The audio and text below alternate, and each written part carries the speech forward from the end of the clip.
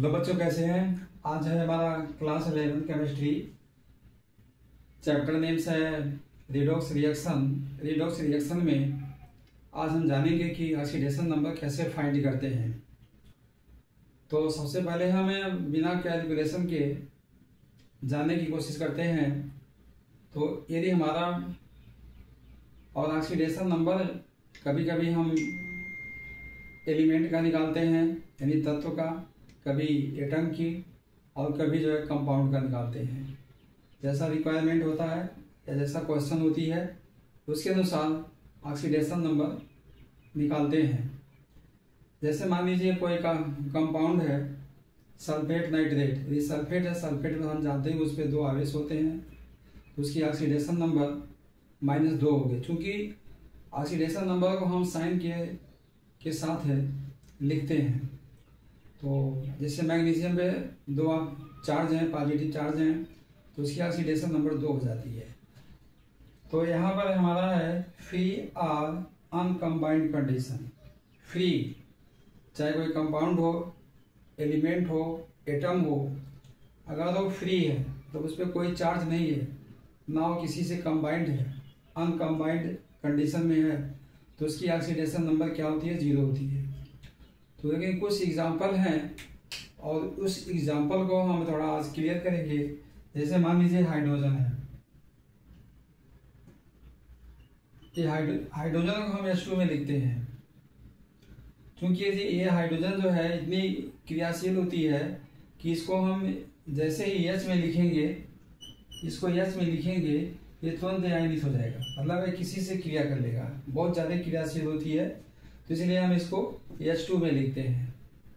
यदि गैस में तो इस पे देखिए कोई चार्ज नहीं है, क्यों? इस पर जो है कोई चार्ज नहीं है, तो इसकी ऑक्सीडेशन नंबर कितनी हो गई? 0 हो गई। और इसकी ऑक्सीडेशन नंबर कितनी हो गई? 1 हो गई। इसकी 1 हो गई क्योंकि इस पर एक चार्ज है। ठीक उसी तरह से नाइट्रोजन है। यदि नाइट्रोजन है तो इसकी ऑक्सीडेशन नंबर कितनी हो गई? इसकी 0 हो गई। यदि 2n है तो इस पे 3 माइनस चार्ज रहेगा, इसकी ऑक्सीडेशन नंबर कितनी हो गई? -3 हो गई। तो इस तरह से होता है।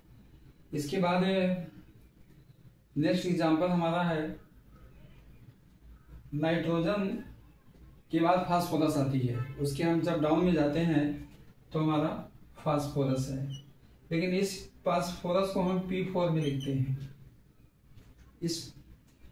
तो ये तो कंबाइंड में हो गया, ये भी नाइट्रोजन कंबाइंड में हो गया, लेकिन यहाँ है अनकम्बाइंड है।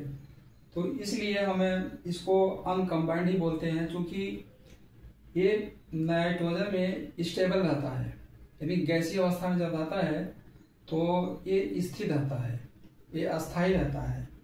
और जब यन अवस्था में रहेगा तो ये क्रियाशील रहता है, जैसे ये आपका ये हाइड्रोजन है।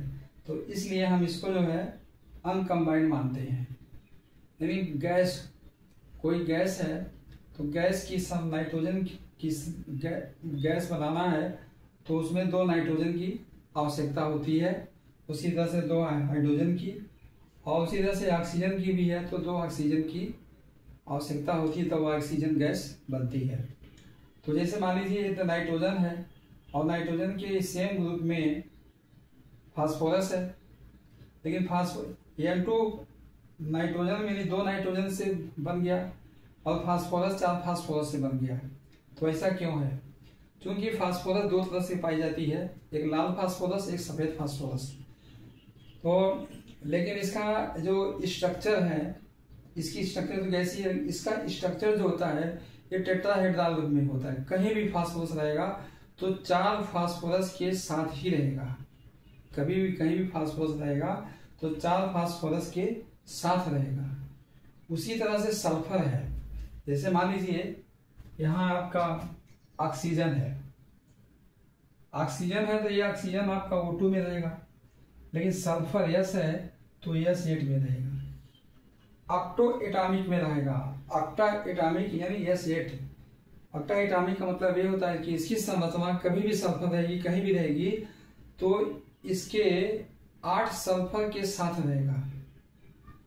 ये जो है सल्फर 8 सल्फर के साथ रहता है और फास्फोरस 4 फास्फोरस के साथ रहता है। सिंगल या 2-3 फास्फोरस के साथ नहीं रहेगा। क्यों नहीं रहेगा? क्योंकि वो अस्थायी रहता है। पहली कंडीशन ये हो गया। दूसरी कंडीशन ये हो गई कि देखिए जब दोनों सेम ग्रुप में है तो ये भी P2 होना चाहिए, लेकिन ये P2 नहीं है।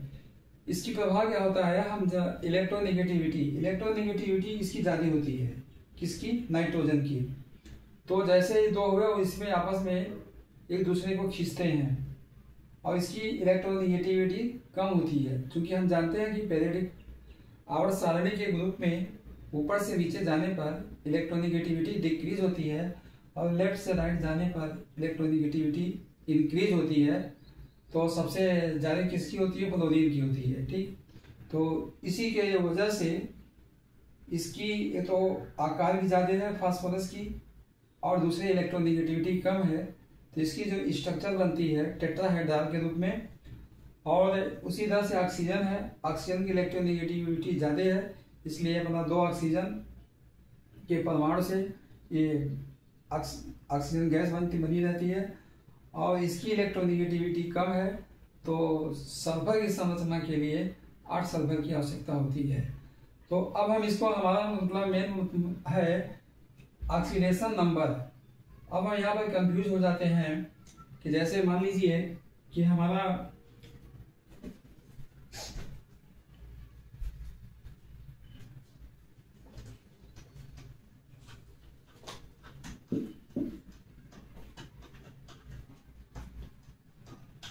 तो कुछ एलिमेंट हैं, जैसे हो गया हाइड्रोजन हो गया, सोडियम हो गया, पोटेशियम हो गया, मैग्नीशियम और nitrogen, oxygen, phosphorus, sulphur, aluminium. तो इन सभी का ये सब फ्री है, ये सब फ्री है। फ्री का मतलब इनको ये जो है अपनी इसी अवस्था में रहते हैं। जैसे सोडियम हुआ तो सोडियम Na की अवस्था में रहेगा, पोटेशियम K की अवस्था में रहेगा, मैग्नीशियम Mg की अवस्था में रहेगा। ठीक है, तो इन सब की जो है ऑक्सीडेशन नंबर 0 होती है। तो हमारा कंफ्यूजन यही होता है क्योंकि यहाँ है फ्री और अनकम्बाइंड कंडीशन। ये तीनों तो फ्री है, एल्युमिनियम भी फ्री है, लेकिन हाइड्रोजन कंबाइंड में है। तो अब यहाँ पर हम क्या करते हैं, इसकी स्टेबिलिटी देखते हैं। ये हाइड्रोजन कभी भी रहेगा तो गैसीय अवस्था में रहेगा, नाइट्रोजन भी गैसीय अवस्था में, क्योंकि हमारे वायुमंडल में जितने गैस हैं, नाइट्रोजन है, वो सब गैसीय अवस्था में है। ऑक्सीजन भी वायुमंडल में गैसीय अवस्था में है। लेकिन जो फास्फोरस है और सल्फर ये टेट्राहेड्रल के रूप में रहते हैं और सल्फर जो है ऑक्टा एटॉमिक के रूप में रहते हैं। तो इसी तरह से है आपका ओजोन, O3 भी जो है 3 ऑक्सीजन के कंबाइंड में रहता है, लेकिन यहाँ है अनकम्बाइंड। इनका नेचर ही है ये कि ओजोन, इसीलिए इनका नाम पड़ा है ओजोन। अगर जो एक कंबाइंड का मतलब होता तो वहां पर हम लिखते हैं डाई ट्राई टेट्राहेड्रा, मतलब इस तरह से लिखते हैं। तो यहाँ पर इसी करके जो है ओजोन को हम O3 करते हैं। तो इन सभी का ऑक्सीडेशन नंबर कितनी हो गई? 0 होती है। क्यों होती है? ये सब स्टेबल हैं। Thank you everyone. तो वीडियो पसंद आई होगी तो इसको लाइक कीजिए, सब्सक्राइब कीजिए और ना समझ में आई है तो कमेंट में लिखिए। Thank you.